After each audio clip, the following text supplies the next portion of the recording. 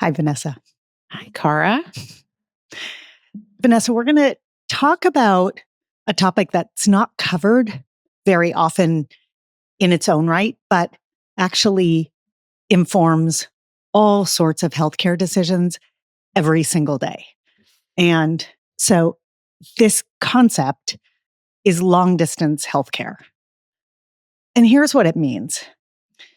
It means we assume most people get their healthcare from someone when it's in-person physical healthcare. They get it from someone who is nearby, right? You go to your local doctor, you go to your local urgent care, you go to your local ER, and that's where the care is provided.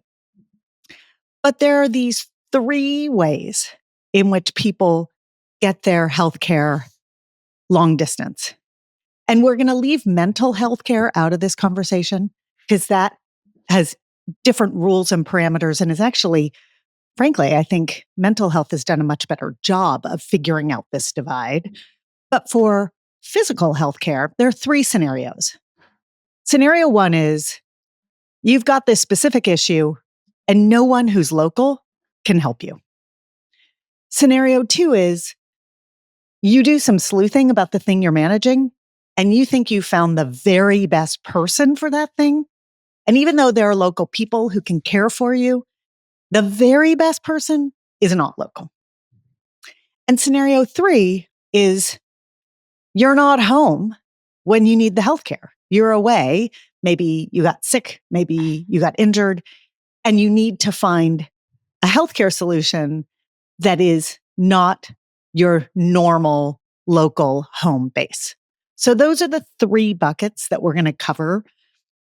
But I will lay out the conversation in this way at the top, because you've noticed I didn't mention kids in any of those descriptors.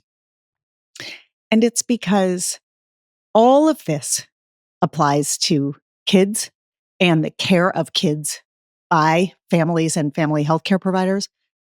But all of it also applies to everyone else. Yeah. I mean, I think, ultimately people want to get the best care for themselves, but I think often even more people want to find the best care for their kids, right? There's so much we do for our kids that we actually wouldn't do for ourselves or don't do for ourselves. Case in point, I did not see a primary care physician for a decade while I was busy shuttling my four children to a variety of healthcare providers, week in and week out.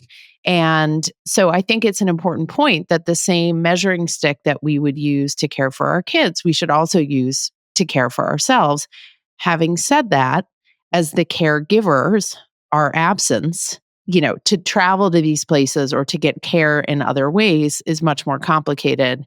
And we can get into what sort of families have to calculate and figure out what are the various things to consider when looking at these kinds of choices. Because if you have more than one child in a family, there are real considerations involved, not just cost, but also availability of caregiving adults for other children. And I want to mention, Cara, at the top, the episode we did with Kelly Frayden, who is a wonderful pediatrician. She's also a childhood cancer survivor. And in that episode, she talked about the experience in her own family when she was a child and being treated for cancer and what that meant for her family and for her parents, and how it's kind of informed her work as a pediatrician and her ongoing relationship to these topics. So I encourage people to go back and listen to that episode, particularly if you're dealing with a very specific scenario or consideration, because she offers really helpful advice. Yeah, I mean, Vanessa, you're spot on that what Kelly brought up in that episode was how her own lived experience informed her life choices to become a doctor, but also have informed how she makes healthcare decisions for her own family. And we all, you and I always talk about leaving your baggage at the door. This is one piece of baggage you carry with you all the time. It's like a fanny pack. It just never comes off. Your own experience with healthcare is really hard to shed. And I'm not sure we should shed it, right? This is one where I think it's okay to bring your lived experience into the encounter.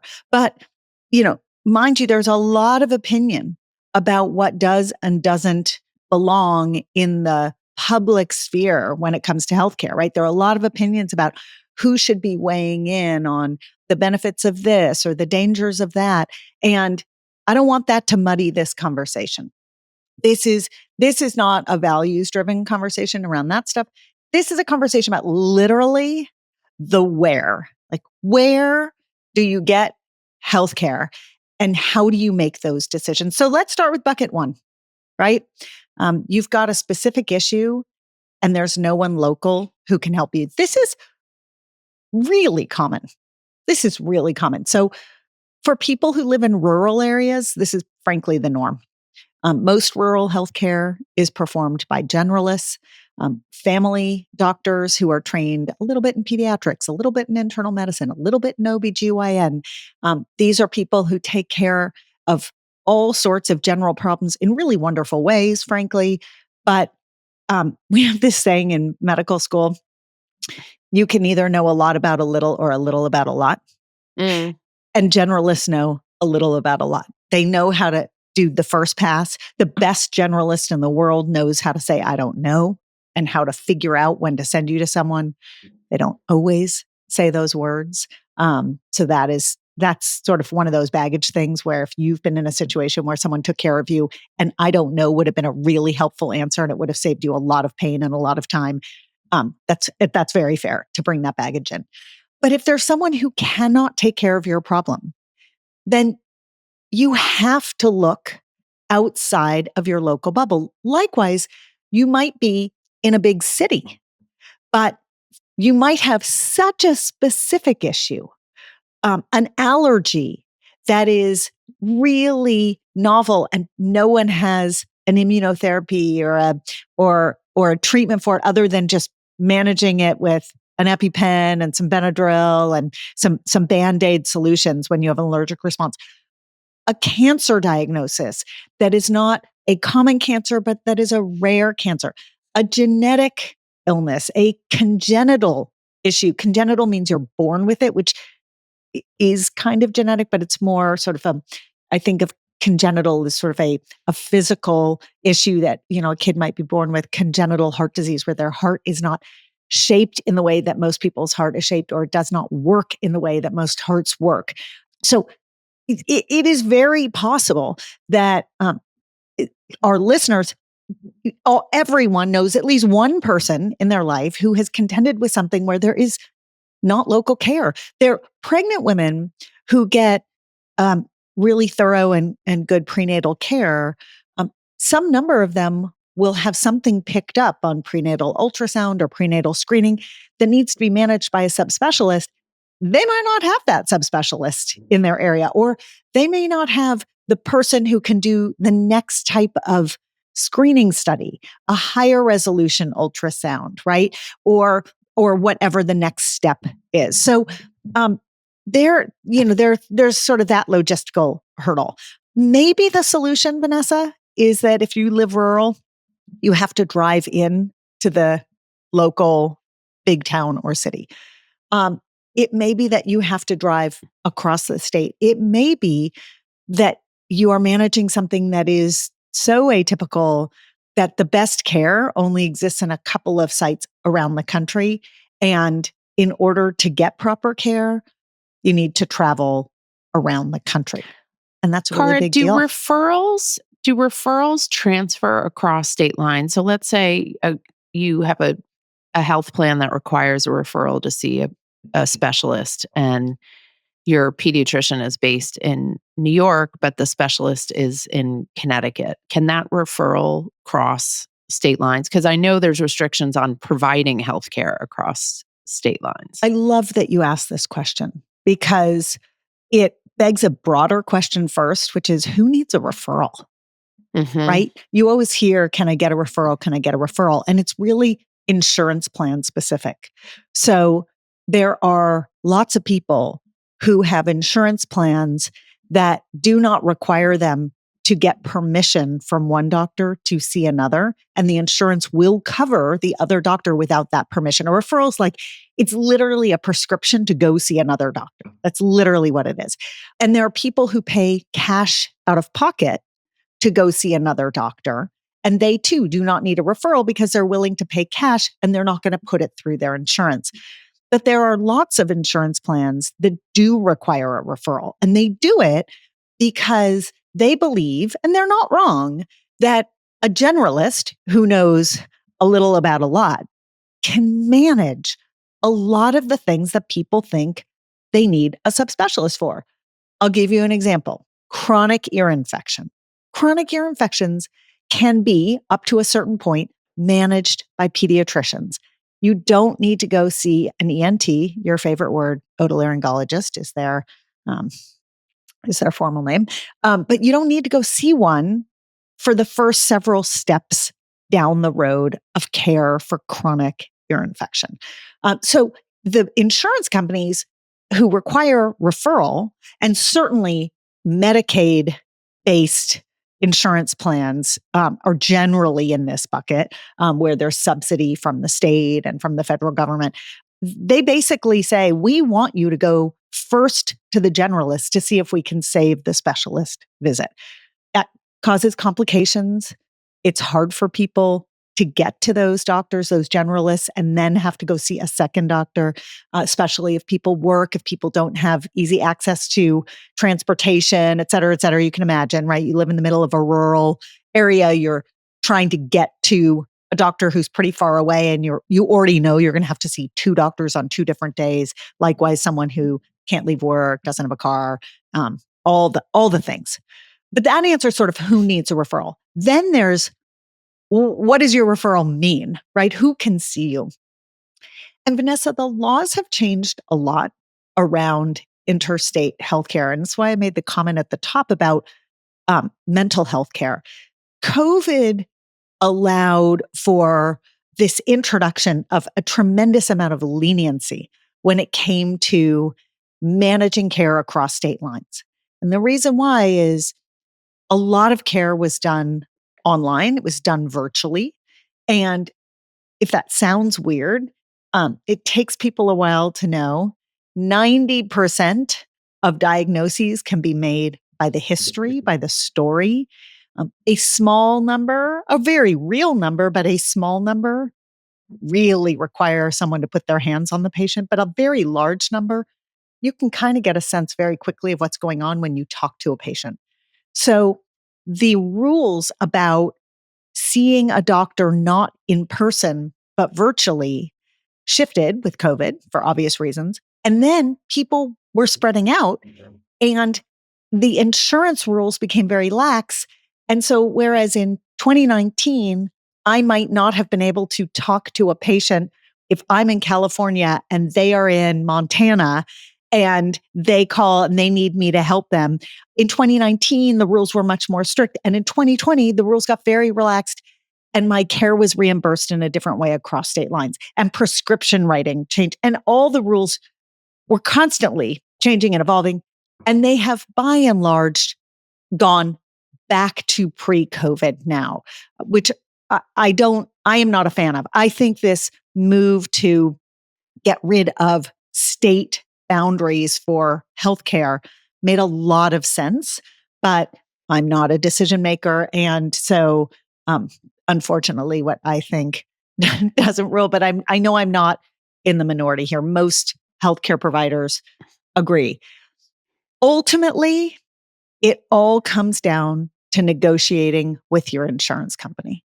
And so, Vanessa, if you take one of your kids to see a doctor and they have a diagnosis that requires a subspecialist, and there is no subspecialist in the state of New York, you've got to get on the phone or your doctor's office and negotiate with your insurance company, because they may say there are good enough people near you and we won't cover the visit. By the way, you're not asking for them to cover your travel, for them to cover all of the other incidental expenses. All you're asking for is, can I see this doctor in this other state? But it is my understanding of that right now in 2025 is it requires conversation and negotiation, insurance company by insurance company. Right. So we have to be prepared for that kind of negotiation. Cara, we've talked to some folks who are doing some specialist allergy trials and have done this kind of travel. It's an interesting conversation because it's a huge commitment and a huge undertaking.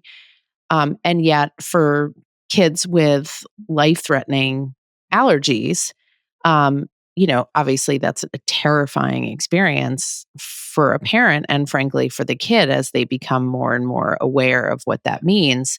Do you want to talk a little bit about those kinds of Yeah. those trials and what it means for a family? I was just reading yesterday a study that came out looking at if a school carries EpiPens, which treat an anaphylactic allergic reaction.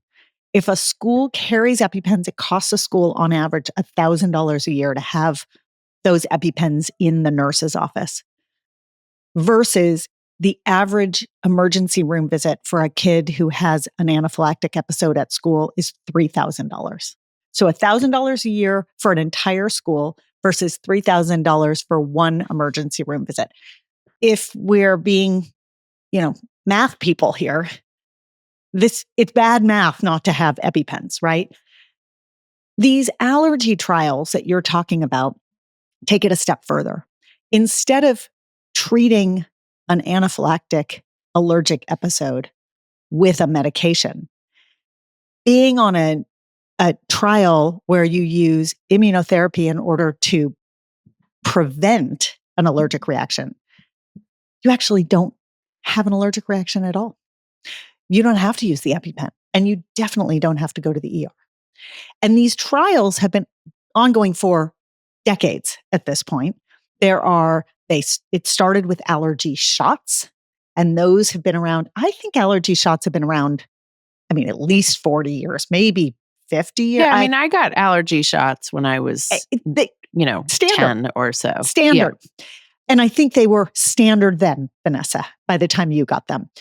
Then we moved into something called SLIT, which is sublingual immunotherapy, which was a way of treating allergies by putting an allergen under the tongue, sublingual. And there were a series of trial centers around the country, and kids were enrolled, but they had to get to those trial centers. This was a really big deal about 10, 15 years ago. There were lots of articles written about this. This was life-changing for a lot of kids, but it was very expensive and very hard to get to. Now, there are protocols in, it's standard fare in allergist offices. Some general pediatricians, depending upon where they are, can also provide immunotherapy for allergies. You don't have to travel for it anymore, but not a lot of people know about it. And so often, and sometimes it feels overwhelming or scary. And there are reasons why people don't do it with their allergic kids. But this is a perfect example of if we're really looking to save money here in the system, well, getting immunotherapy and preventing an allergic reaction in the first place saves a school the money of needing to stock so many EpiPens and saves the family a lot of money in terms of emergency room visits. So if we're just being sort of penny pinchers here and trying to figure out where to save, preventive care, once again, preventive care is less expensive than care when you're in the middle of an acute situation. And what about these very special trials where kids are kind of introduced to these foods and people are traveling long distances to do that? One of my good friends from high school has a son who was highly, highly allergic, so allergic to so many environmental allergens that they actually moved states because they had to get away from the tree population that was everywhere in their state because their child could not breathe. He was in the ER all the time. And they moved to a state that did not have the kind of trees that he was allergic to. And he was Eventually, he was the face of a New York Times Sunday magazine article. He was on the cover with two other kids talking about exactly that, Vanessa, these very specific trials. There is an allergist named Carrie Nadeau, based at Stanford, who's really been the trailblazer on so many of these trials. She's incredible. And she's collected data over the past couple of decades, trying to show the benefit of this type of therapy in order to help keep kids at home in their local care. If we just give this immunotherapy, we can keep kids safe, and local doctors can do it. And I credit her with, she's really one of the pioneers in the field, and she's been covered extensively. There are a number of people who do this. But at the time that article came out, I was still in practice, and there were patients in my practice who were flying up to Stanford, and they would need to miss 2 days of school. They would need to fly from LA to San Francisco. They would need to have a place to stay. And you would get, when you're in a trial like this, you have to be in a hospital setting because you have to be able to be treated for anaphylaxis if it happens. And so they would get there, they would check in, they would often have to spend the night. I mean, it was really onerous for the families. And yet it changed these kids' lives, and they could, Right. right? I mean, it's the trade-off. First of all, only a small fraction of people can afford That's right. to pay for it, to travel, to miss work, to have childcare for their It's other children, right? massive. Yes. It can be prohibitively expensive. If you can afford to do it, the peace of mind that your kid is sort of, I don't know, Car, do they use the word cured Cured. of their? Some do, some don't, and it doesn't work for everyone. Mm, But it's like, this is a great example of, 10, 15 years later, we've evolved beyond all of the extra expenses and the need to travel.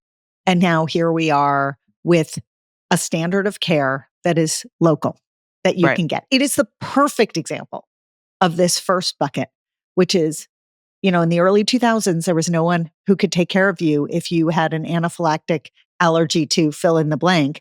And now pretty much everyone can, which is incredible. So, Vanessa, we did the first bucket, which is no one local can take care of you, can actually do the work.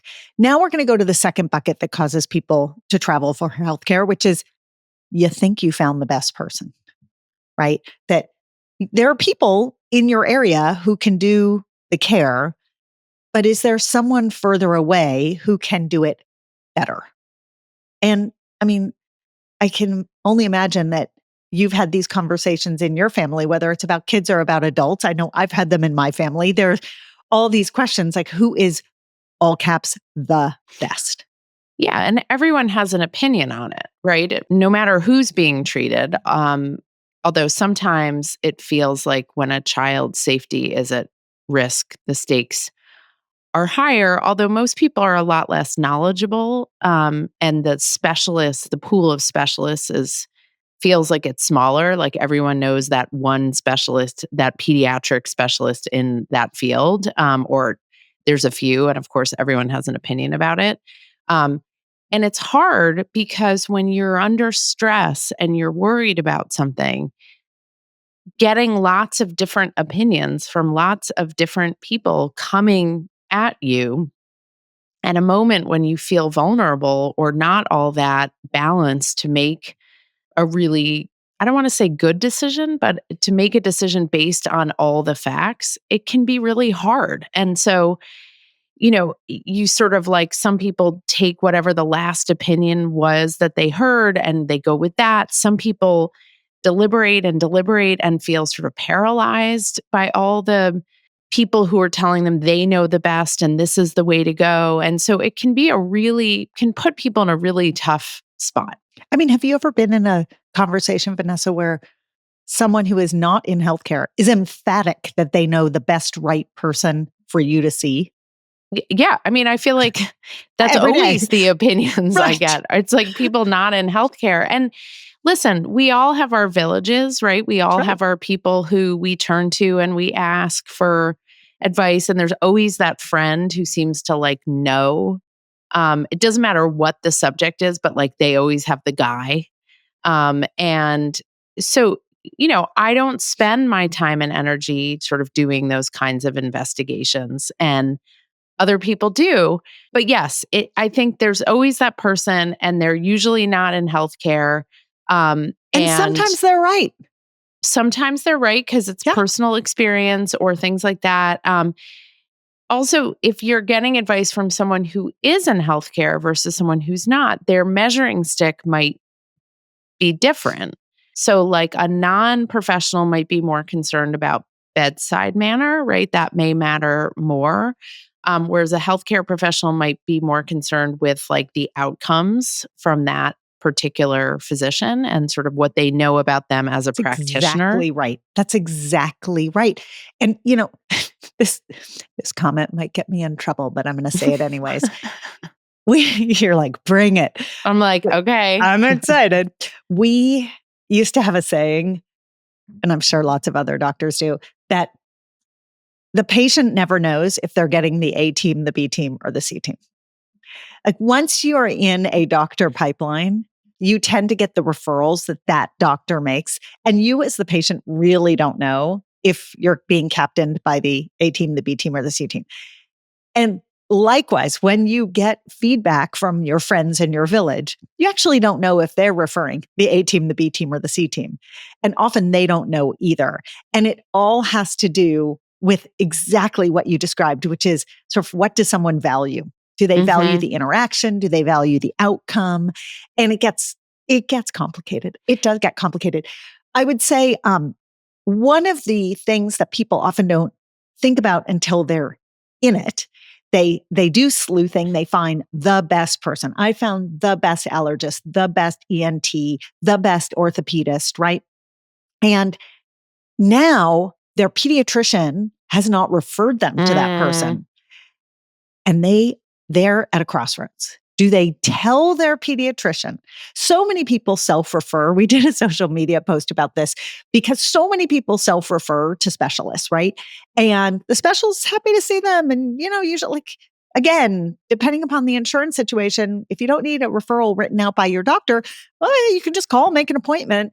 And now there's a conflict because you haven't told your pediatrician who sent you to a different doctor that maybe you didn't like that other doctor. Maybe you've heard bad things about that doctor. And a couple of things happen, Vanessa, that I think are really important. The first is in order for care to be best, medical records need to be transferred. Mhm. Doctors need to read someone's history and see what brought them there and not just hear it from the patient, but actually see some of the data from some of the other, maybe there are lab tests, maybe there are, x-rays, maybe there's a CT scan, and they need to review it. So if you're doing this on the DL, then that data is not available to the person that you are going to see. They cannot take the best care of you. That's number one. Number two is it sets up a really weird dynamic with the primary care person, whether it's an internist for an adult, a pediatrician for a kid, a family doctor for an entire family. These are the gatekeepers. These are the people who are making the referrals, and they're having calls behind the scenes. Hey, so and so, I'm sending you this kid. They have huge tonsils. They're not sleeping. They're snoring all night long. They're, cranky and irritable. I think they should have their tonsils out, right? That's the doctor to doctor call. If those conversations aren't happening and the care is happening in these silos, then it sets up a weird dynamic where suddenly you show up at the pediatrician's office and you're like, oh, yeah, he got his tonsils out and here's the operative report. It's really awkward. Right. And people should think about why they're not going with their doctor's recommendation. The pediatrician or the generalist. Like, what's going on in that relationship that is sort of undermining trust or a desire to communicate with them? Because it may be that the root of the issue is actually that they need a new primary care Yes. physician, and that other stuff is stemming from that. And listen, I have transferred pediatrician's office. I've transferred medical records. I'm not going to lie, it is a huge pain in the ass. It is a huge undertaking, not one to be done lightly. So I don't look down on anyone who's like, oh God, I can't do it. I put off doing it with my own kids because I couldn't face the process of it. And then I eventually did it and was so glad. And part of what informed my feeling about my primary care, and therefore all of the sort of knock-on decisions I was making about specialists and all sorts of things, was actually how the office was run. Mm-hmm. That's And right. I'm so, as the person who deals with all of the logistical stuff, how a physician's office is run is a really big deal to me. And I really value when a medical office is run well, when they communicate with me, when I can get access to them, when they're responsive, when the staff is kind and empathic. Like, there's all sorts of things. And so as people don't just think about their primary care physicians, but also about specialists, that is another big deal to think about. Yeah, and I want to sort of narrow in on that medical records comment you made, because this is a really important public service announcement. They are your medical records. Mhm. You actually own them. They are yours. They are visiting the office of the doctor who saw Mhm. you. They are yours. And the reason I think it's so important to say this 12 times is that if you go to try to collect the medical records, often you are charged. And I get it, because it takes office staff time to print or to download or to copy. But this sets up a conflict, because just like there are people who don't have the ability to travel, there are people who don't have the ability to pay to get Right. what is theirs. And I think the online portals where healthcare records are available online have really moved the needle on this. So a lot of this is getting solved. I was just with my brother at the emergency room, actually, and he had been seen once before without me there and did not know he had access to his medical records. Mm, And no one had said to him, hey, log in, here's our system. right. And so we logged in together, and I was amazed. Everything was there. Every visit note, every lab, everything. It's really so, don't forget that medical records are yours, despite the headache and the hurdles that are put in front of you. They are yours. And don't forget that when your kids turn 18, you need their permission to be able to access their medical record. So if you are dealing with a situation with a kid, and we did an episode with Sarah Levine, who's an adolescent medicine specialist, who talks about all the considerations as your kids turn 18 and what to think about, um what you lose access to and what you need permission for. But this is a big deal if you're addressing a very specific and concerning medical issue. And I want to point to Mama Bear, which is the legal site that we talked about in that episode, where you can go state by state, download the paperwork you need.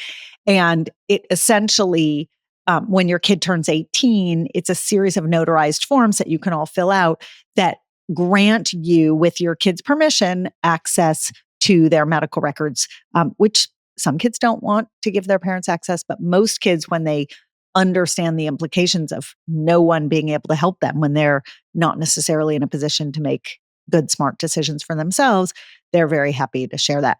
I will say you listed a couple of reasons why people might start to second guess their relationship with their primary care provider. This is really important, Vanessa. Sometimes the personalities don't fit, right? Right. Sometimes a doctor's bedside manner just isn't working for you. They can be the smartest person in the world, and if they can't communicate with you in a way that works for you, that is not the best doctor for you.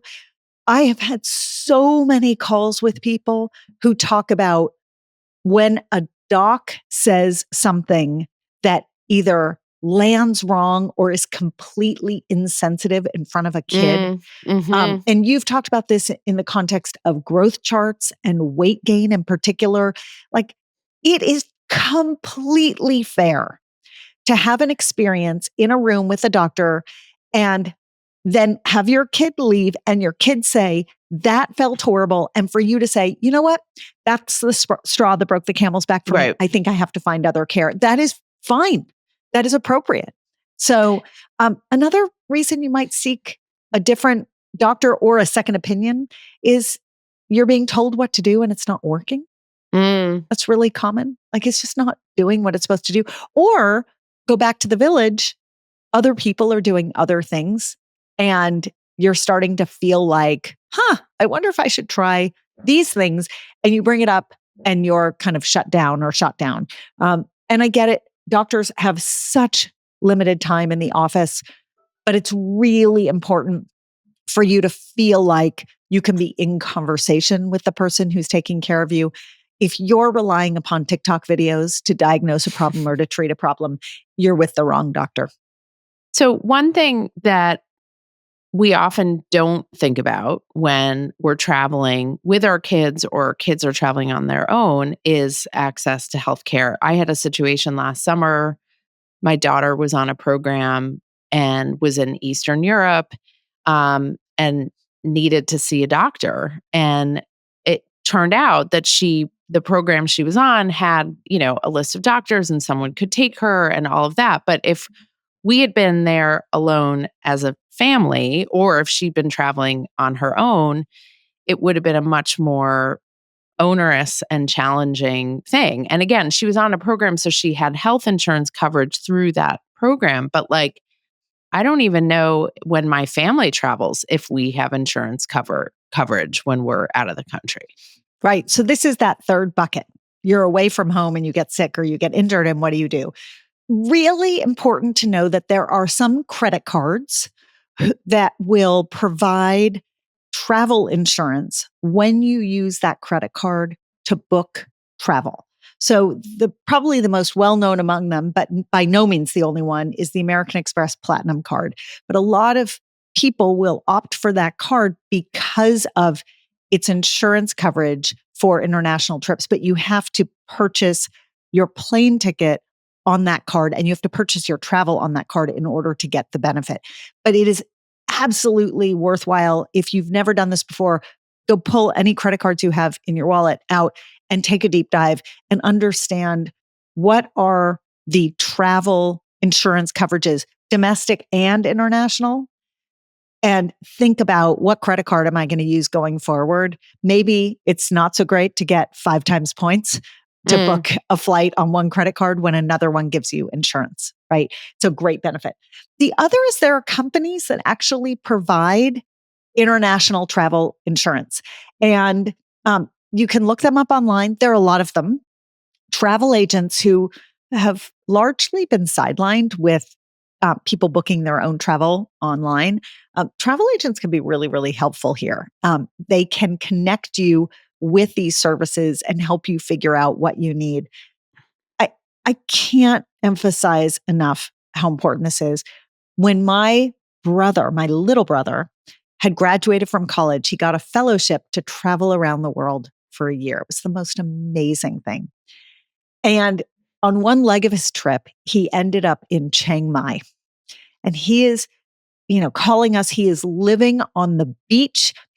His fellowship, he was a photographer, and it involved taking pictures all over. And it was very, very interesting sort of exercise. And he saw living on the beach, and he calls us. He says, I've joined a band. I'm the drummer.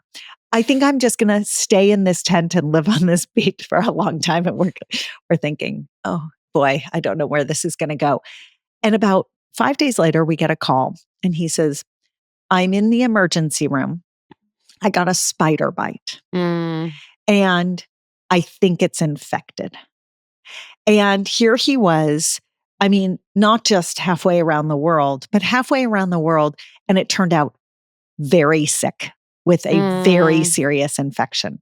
And so understanding what your resources are that are available. And what was interesting about the call, Vanessa, is he said, I walked into the emergency room here and the waiting room was really nice and really clean. And then they took me back into a room and they are washing the gloves and hanging them dry and then reusing them between patients. And I'm feeling really uncomfortable. And I thought, get out, get out, get out, right? But where is he Right. going to go and how is he going to get himself? And so that was the first time I had ever really understood the importance of some of these protections and some of these travelers insurance. Things happen. Things happen when people travel, and you really want to understand the financial implications, and you never want to not get care because of cost. But let's be honest, we make a lot of decisions to skip care because of cost. And so in a foreign country, when the language is different and when the standards might feel a little different, it can be really overwhelming. Yeah. So this is a situation where you want to do some planning ahead. And listen, I get it. Like, we're all drowning in planning and thinking ahead and managing all sorts of things for our families. But I think the backside of things, if things go sideways, is so brutal that it's worth spending a little time to plan ahead. That's right. That's exactly right. And it's a cost that you'll want to factor in when you're budgeting for travel. It's just important. So, these are the reasons people leave the nest and seek care elsewhere. Sometimes it's actively, sometimes it's passively, sometimes it's out of necessity, sometimes it's out of desire. But I think the most important thing about the conversation is being in conversation about these things. When you're planning a trip, bring this up as one of the things that you're thinking about. When I was planning my honeymoon, I should have known, Vanessa. When I was planning my honeymoon, my husband, Paul, who makes me look like a wild risk taker, said, I will go anywhere you want to go so long as I can get my appendix out in a pinch. And I was like, oh, that's so funny. Isn't that funny? And that's who he is. He wanted to know that there was a hospital that had a certain level of care wherever we were. We were not going to a remote island that took 2 planes and a ferry to get to. Right. And that's okay. You have to know what your options are and what you're comfortable with. But when in doubt, do yourself the favor of being in conversation with your primary care provider, with the person to whom you've entrusted your healthcare, your kids' healthcare. And as Vanessa said, if you can't be, then take the note and maybe think about transferring care to someone with whom you can have those conversations. Because in the most fundamental way, this choice is no different than the choice for any of the other conversations we're talking about on this podcast and in the world of what we do at Less Awkward. It's all about being able to have an awkward conversation, but to have it and to get past it and to actually be able to make a better choice out the back end because you did. Thanks, Cara. Thanks, Vanessa. Thank you so much for listening. You can email us with questions, feedback, or episode requests at podcast@lessawkward.com. If you want to learn more about what we do to make this whole stage of life less awkward for everyone involved, our parent membership, our school health ed curriculum, our keynote talks, and more are all at lessawkward.com. And if you want products that make puberty so much more comfortable, visit myumla.com.